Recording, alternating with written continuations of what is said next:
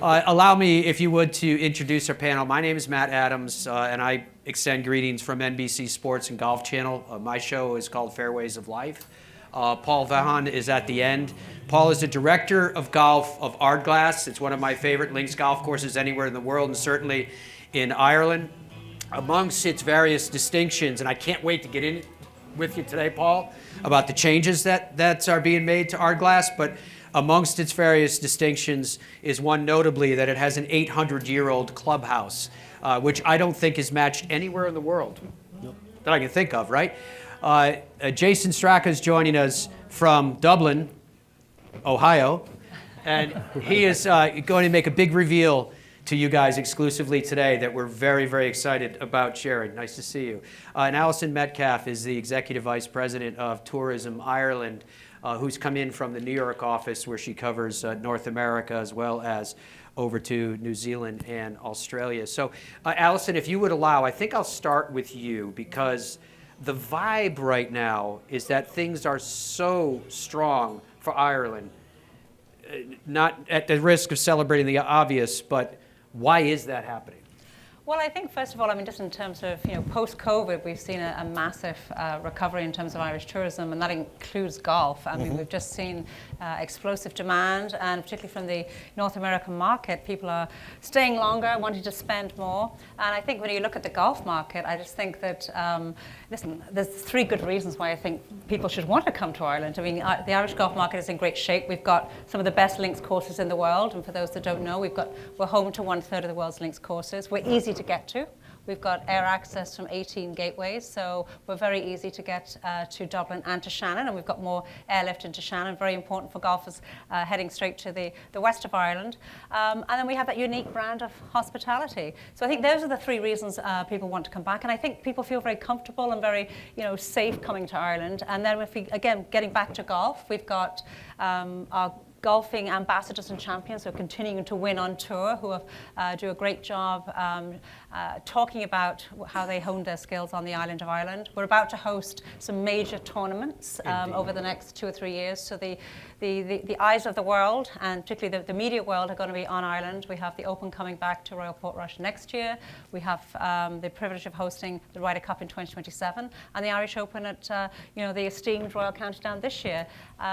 So I think there's those ingredients. I think there's great pulling power there, and I think just those connections between the US and Ireland make Ireland a very attractive destination. We've certainly been surprised at how fast the rebound has been, but I'm not surprised at how fast it's been for golf. The demand is huge, and the demand is even greater than it was in 2019. So I think it's really exciting to be here with Jason today to hear a big reveal, because we need more capacity, right? Yeah, and that's we are really excited about that, yeah, because it's rare for a new links golf course to open anywhere, not the least of which is in Ireland. So, Jason, is it too early for me to ask you to share with the world what you're working on? No, not at all. And I'm excited too, by the way. So beyond the Irish press conferences and our Guinness. I told you, they're all just like this. They're all just like, hey, that's one of the reasons I love to go to Ireland to play golf and travel, is the people. The big reveal is the new links golf course coming to Curracloe, which is a town just outside of Wexford. So 2 hours straight south of Dublin will be a Curracloe Links and home base right in Wexford County. So we are breaking ground next month. I'll be over in just about 2.5 weeks for another trip. Dublin to Dublin, by the way. So I have friends who call and they say, which Dublin are you in? So the good one or the less good one? That is great. How did you get involved with this project? So I had mutual acquaintances with the owner of the property, which is Neville Hotel and Hospitality. And so I got to meet Seamus Neville, and of course, they were looking for somebody who was well known in the North American market. Obviously, as Alison said, that's a big part of the tourism. And so with the name brand recognition at Erin Hills and other places, and I had lots and lots of friends and family and lots of connections to Ireland, so it was a natural fit. That's great. Any particular inspiration on the property that you've seen? Anything you're thinking about you can share? So stylistically, we want to do something maybe a little bit different in links golf that hasn't been seen. So On the North American side, if you're familiar with my colleague Bill Corr and Ben Crenshaw's work at Friar's Head, having that type of aesthetic and look to it is very much what's going to be coming to Curracloe. And that property itself, are we going to get a chance to see it tonight? We are. We're going to have a you go. drone video clip at the very end. Very much looking forward to that as well, and you are most welcome here. Thank you. Thank you for having being me. with us as well. Paul, I was talking a little bit about Ardglass because, and I'll let you define it if you would please. It is one of the most unique links golf courses and experiences anywhere in the world, and certainly on the island itself. How would you describe it? Yeah, no, we pride ourselves on having that full experience from the moment you come into the car park and you see our clubhouse dating back to 1405 and the welcome that we give you, and then out onto the golf course and the many views and stuff that you see. And we're excited about the continuous investment that we have over the next number of years. Yeah, that investment that you're talking about, part of it we're seeing, if you follow Ardglass or you follow Paul through social media, he's showing some different pictures of what's happening there.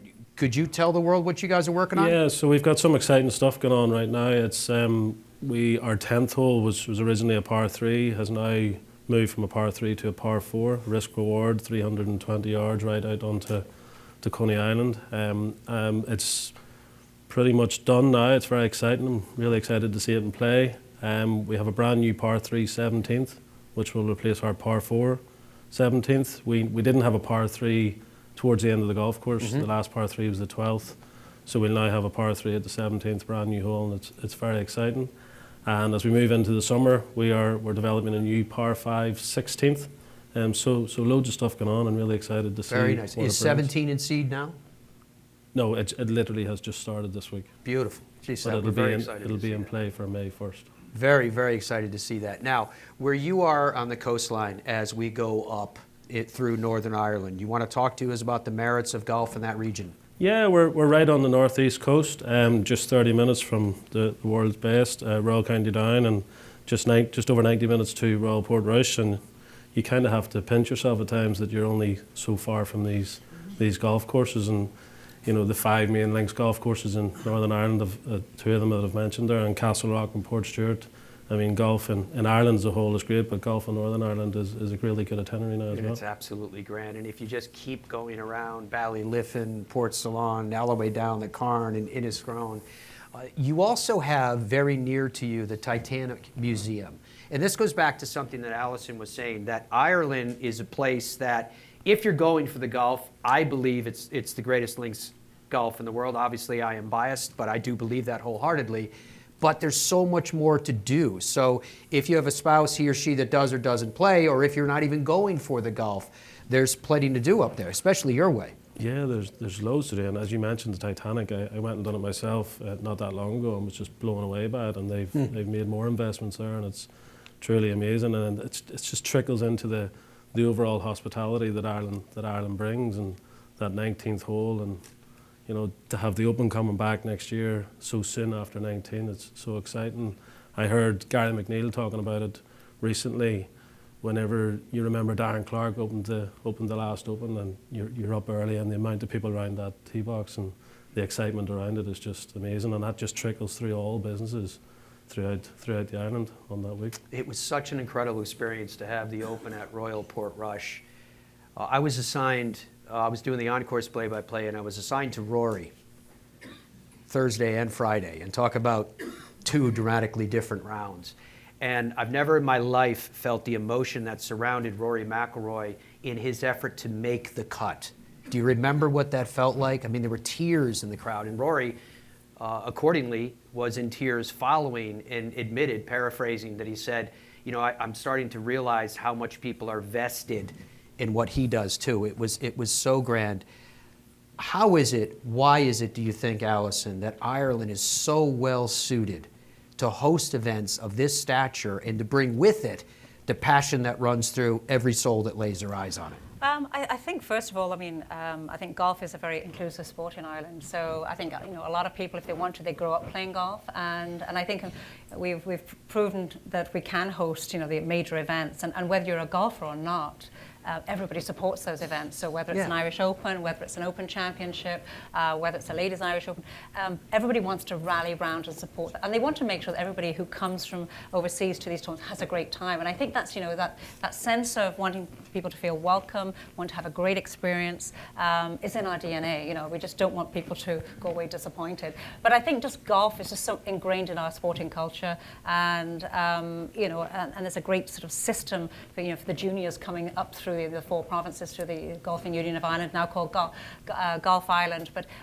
so I think often people ask us, why do you think it is that we have so many great golfers coming from Ireland as well? And I think it's partly because of that system, and the Golfing Union of Ireland, the Golf Ireland invest in them at an early age, and they play in amateur tournaments on some of the world's greatest links courses, and we've seen the results of that with Rory and Seamus and Seamus Power and Shane Lowry and many others. And the beauty of traveling to Ireland too is that if you're looking for a traditional bed and breakfast experience, you can find it certainly in ample regard. But if you're looking for a different type of experience, whether that be a spa experience or a castle hotel, a Dare Manor, the Mount Falcon Estate, what have you, something just true luxury, you have it on offer, and that's something that I think has evolved so much over the last couple of decades that it's of note. It really has. I mean, there is something for everybody. There's been huge investment in the accommodation sector, so everything from the castle hotels to manor houses, bed and breakfast, modern hotels. So there's something for every pocketbook, every type of traveller. And I think, it's not only the investment in the accommodation product, it's the investment in the golf courses, which you've heard about. Constant investment in making sure that visitor experience is the very best that it can be, and we're joined here at PGA by 35 of the very best partners who are selling the island of Ireland. These are the who's who of who's making things happen in Ireland, and we're very fortunate to play as Team Ireland, I think.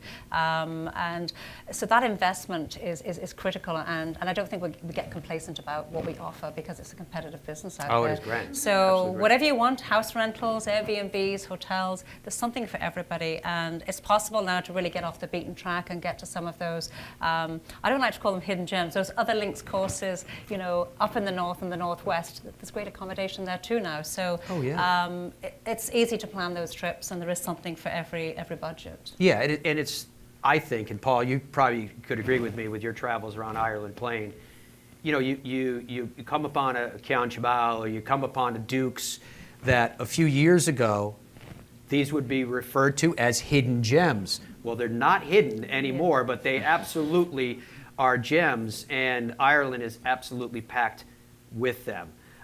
Jason, I am interested. I mean, you've done some massive projects. You felt the weight that has to accompany something of that scale. You're building a new links golf course in the land that is the home of the best links golf courses in the world. Any pressure on the shoulders? Slightly. Look at all the people here. Yeah. Yeah. I look at it as an honor, quite honestly. Dana and I, my business partner Dana Fry, it's more of an honor. The pressure is getting, frankly, getting the job. It's going to be an experience of a lifetime. I was telling Alison that I taught university for over a decade, and I had quite a few Irish students that came through our golf and turf program.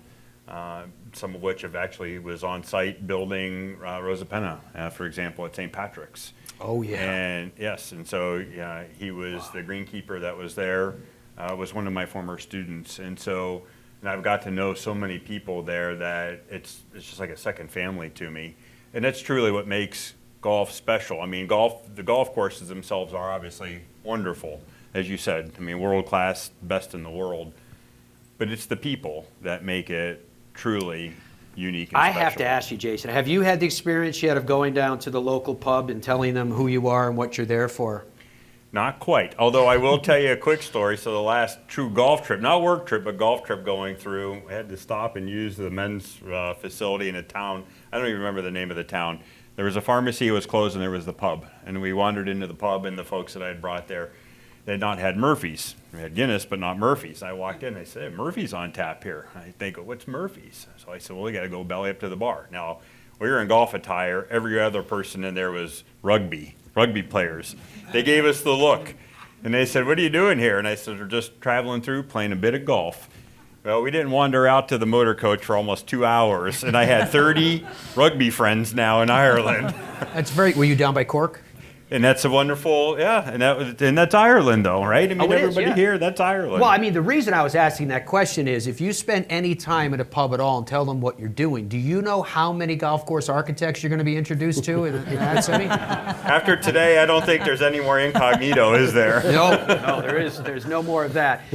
Paul, I guess because we have an audience here, an audience that's watching us digitally as well, that is diverse, how would you, in your vast experience, define links golf? Yeah, well, links golf is, I mean, the room's probably full of people where they say it's their favourite type of golf. I'd be biased and say I am. And from a very young age to play links golf, it's very different than your normal parkland. And I was always told that you should try and keep the ball as close to the ground under control as much as you can. And then you turn up and you play golf and you've got a yardage of 167 yards, but you've got your driver in your hand because the links effect takes place. And then the interesting shots that you get, from like out here, played golf the last couple of days and you miss the green, which is quite often, and you lift your wage out right away. But in Ireland, you're looking for that 7 or 8 iron to play the pitch and run. So it's very different. It's like imagination is a 15th club. Mm-hmm. Very true. There's no doubt about that. I definitely want to open the floor up as well. If you guys have any questions, just make sure you put your hand up high and we will get to it. We have the wireless microphones in the back that we can get to as well. So just let me know if you have anything in particular that you would like this group to cover. We're more than happy to. Jason, I'm going to start with you on this one, and I'm curious if you've had enough time to put some thought into it. But all of us believe that Ireland, and golf in Ireland in particular, given our purpose here this week, is so unique, and it means something, in my opinion, different to each individual. I'm curious what it means to you. Golf in Ireland, what it means to me? Tradition, so first off, fun is a big component, and that's one of the main things that we are hoping and aiming to introduce into the new links course, because it's all about fun and building memories. And it's also giving back to the community. I will say that's also what's really intriguing about Curriclow Links by the Neville family is that their company, even though they're hoteliers and they have facilities around the world, they're actually based in Wexford, which is right there. So I've had many conversations with my boss, essentially, who said, Jason, he said, this is a family legacy project. So he said, understand the More importance. weight on the shoulders. Like I said, that's right. Notice how I handle it. When you said that getting this gig, getting this job was a massive hurdle to get over, obviously, for anybody in that competitive a field, you didn't tell us how you got it. What set you guys apart? What did you do in terms of your presentation, you think, that ended up landing it? So for one, it was, I believe, you'd have to ask the person who hired us, but I believe, first off, it was name recognition in North America. Mm-hmm. But it was also then understanding, because of my travels all throughout Ireland, and understanding what North Americans and the expectation is in the hospitality aspect that I could advise the client on, and our team could advise the client on. And so, because I have lots of friends and family outside of the golf industry who love to make the trips to Ireland, and so, I watch, you're a student just like, I am, and you watch and see what people really enjoy and what they cherish most and the things that they remember most about their trips and their travels. And so to be able to advise beyond just the actual links golf component to it, I think was a real draw. Out of curiosity, how would you define what the golf tourist from North America expects when they go abroad? So that was an interesting conversation early on with our client, who wasn't, they now own and operate Druids Glen, but until they got into that space, it wasn't a big golf family or a big golf company. And so, we would be out on the site, and I said, the best golf courses have a sense of place. Now yours goes way above and beyond hundreds and hundreds of years, but it's that sense of place and bringing that into the experience. So there's some archaeological pieces that are around and on the site. there are the traditional Irish thatched roof, homes. And I would look at it and I'd say, now there's something that, people in North America want to latch onto. And he would look and go, why? Very few people ever build that stuff anymore. It's more modern. And I says, I understand that, but it's the expectation and the sense of place. They had, I'm going to pronounce it wrong, Camara, is that how you say the horses, the famous Irish horses? They have them on site. Part of the ambiance is, literally thousands of sheep that border the property. The views of the sea, the gorse that's growing, the rock walls. And so there's all these layers of charm. And, those are the things that you really want to bring forth in the new golf course. When you see the land, does it speak to you? Does it design the hole for you? There are some that are out there that certainly do that, looking down over the town of Wexford and out to the coast and, making sure that, again, that's all the nuances of the design, and so that perfect, picture postcard backdrop of the 12th hole and the sheep, that's on purpose, right? So it fits the land wonderful, but we're creating that painting. It's a journey.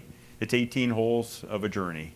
I love the way that Jason just phrased that golf is a journey, because it is truly a journey. And Paul, the journey when you're at Ardglass is particularly unique. And the reason why this popped into my head, because you have the small fishing cottage there on the property, and when you fire it up to get the fireplace going, you're burning the peat or burning the coal, and you've got the sausages available, the bacon and the eggs, etc. Could you talk to us about your philosophy of what Jason was talking about, of giving the people a traditional experience that may be a small chapter in their lives, but an important one? Yeah, it's just back to that word experience. It's it's catching everything from the moment you get them. And funny you mentioned the little cottage that we have. We call it our halfway house. It's at the 7th green, but we've just invested money in that again. But important not to get away from what it is, making sure the real fire and stuff stays there. But it's the golf. Everybody's there for the golf, but it's the small things that can destroy a day. But it's also the small things that can really make a day. So everybody needs to be on their game from the word go. So there's no very doubt. important. How would you answer that question I asked about what makes golf in Ireland so very, very special? It's the people, isn't it? It's the people, period. But it's making sure that everybody's on the same page, and making sure that you make sure that people enjoy their day and being in tip-top form whenever they're here. Alison, you've been eloquent in your definition of the same on an emotional level when you're trying to make people truly understand the experience of coming back to Ireland. How do you do it? Well, I think what we want to, we have a campaign, it's called Fill Your Heart with Ireland, and I think that actually sums it up. We're inviting people to fill their heart with Ireland, whatever that might be. It's about making that emotional connection, whether it's through golf, whether it's through family heritage, whether it's through food or sightseeing.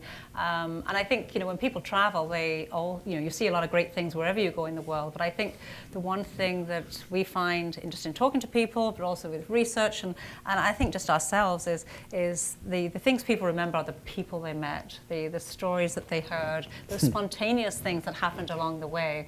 And I think those are they're the memories that stay with people, and that is, they make that emotional connection. They feel special, and we want people to feel when they come back they've had a personal experience. It's, and it's almost, unique to themselves, and in many cases it is, because it's so easy to get under the skin of a destination in Ireland by talking to people and just, driving around. One thing Jason didn't mention about where the golf course is actually the beach that you'll see from the golf course. It's a very famous one. It was where Steven Spielberg filmed Saving Private Ryan. And also the movie Brooklyn with Saoirse Ronan, the beach also featured in that movie. So there's going to be a lot of interest in this golf course, for other reasons as well, in terms of just green tourism. So that is grand, isn't it? I think all of the tanks and everything else are gone from the beach, though, so that's not in the backdrop. I hope so, yeah.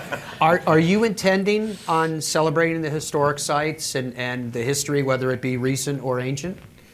We are. Yeah, so that is a big part to it. Like I said, so while you're on the golf course, the archaeological pieces that go way beyond, the history of golf even, and just telling the story about the land and the people that were there, what they were doing. And, so again, it's every little layer that adds to the specialness, of that place.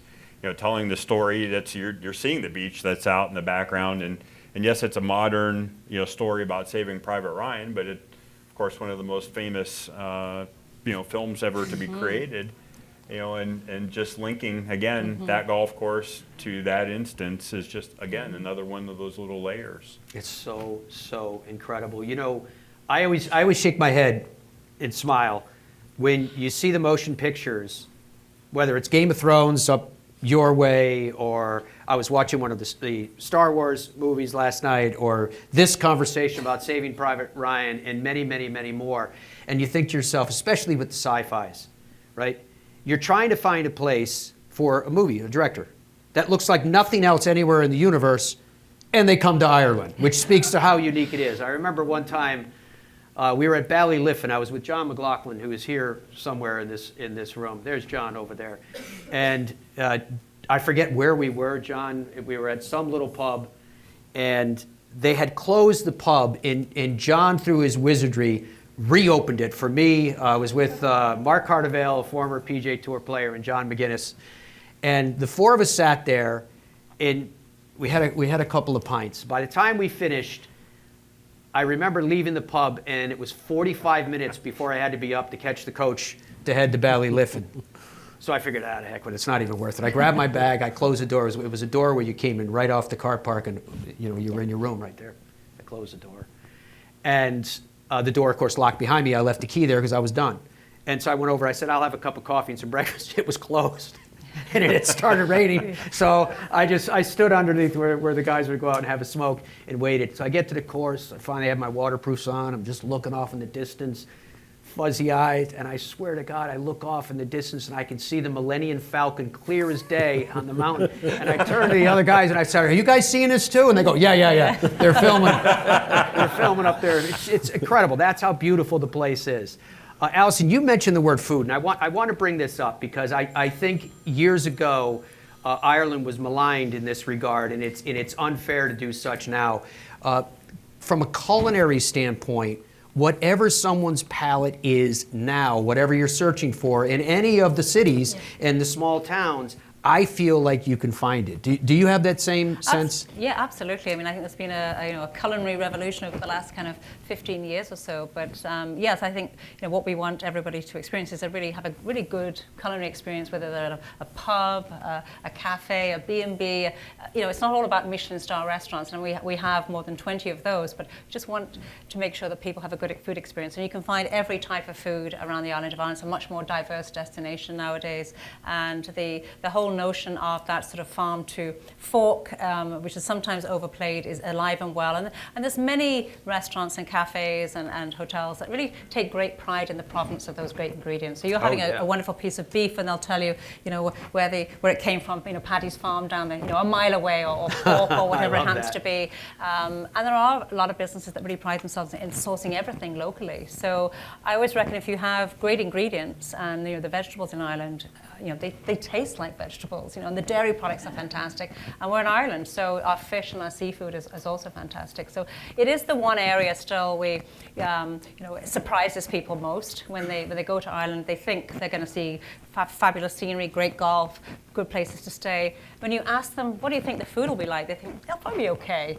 When you ask them when they've come back, they're blown away. And I've sat in airport lounges in Dublin, and they're all trading, visitors coming back to the US, they're trading their stories, and they're saying, we were blown away by the food. And the food is the surprising element. So we are a foodie destination, but we have to work hard at getting that message out there. Well, this is the forum to hopefully get that message out there. As I look around, I see a number of people that are involved in the media, which we hope that these are messages that you guys will carry forth to your constituency.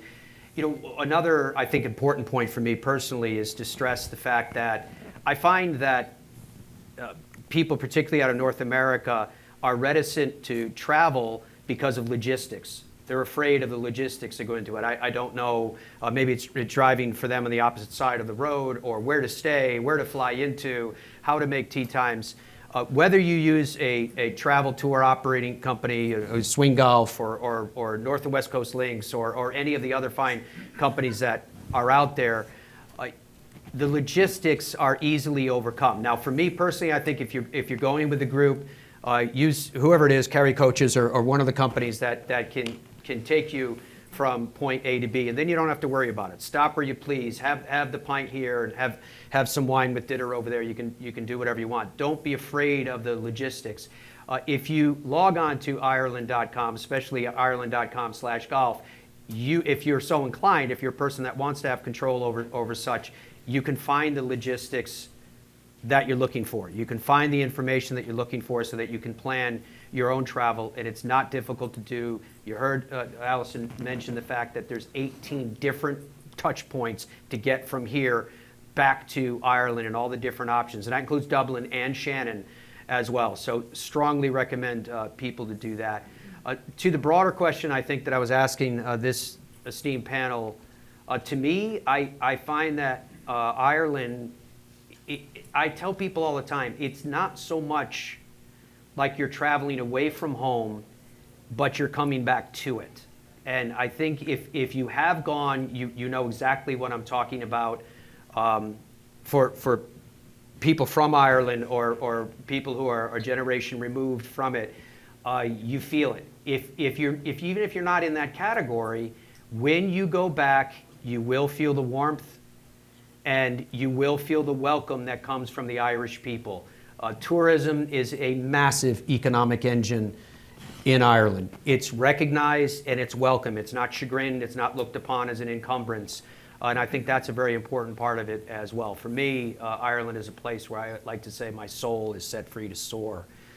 Thank you for what you guys are doing. I know we're not going to finish. We've got it for you. I haven't forgotten before we get a glimpse of the grounds of the golf course. Paul, thank you for your time. Is there anything else you'd like to add tonight? No, thanks. No, thanks for having me, Matt. Thank Appreciate you being up here. It was on. Good luck with the renovations Yeah, at no, Ardglass. we're very excited about it. Cannot wait Thank to you. see them, indeed. Alison, thank you for everything that you guys are doing at Tourism Ireland. It's grand. It's Thank you for spreading your the word. support and everybody's support here this evening. And if I could just add one thing, because people sometimes forget, you talked about the air access, but Ireland is still the only country in Europe that has US Customs and Border pre-clearance. So when you come back, talking about logistics and convenience, when you or your clients come back to Ireland, come back from Ireland to the United States, they come back as domestic passengers. So particularly if they're connecting, that does make it a lot less hassle-free, and it's a breeze. And we're still the only country, and that service is available in Dublin and Shannon. Yeah, indeed. It makes it so much easier. So Paul, Jason, Alison, thank you so much for this. Thank you to Ruth and to Paul out there who put all this together.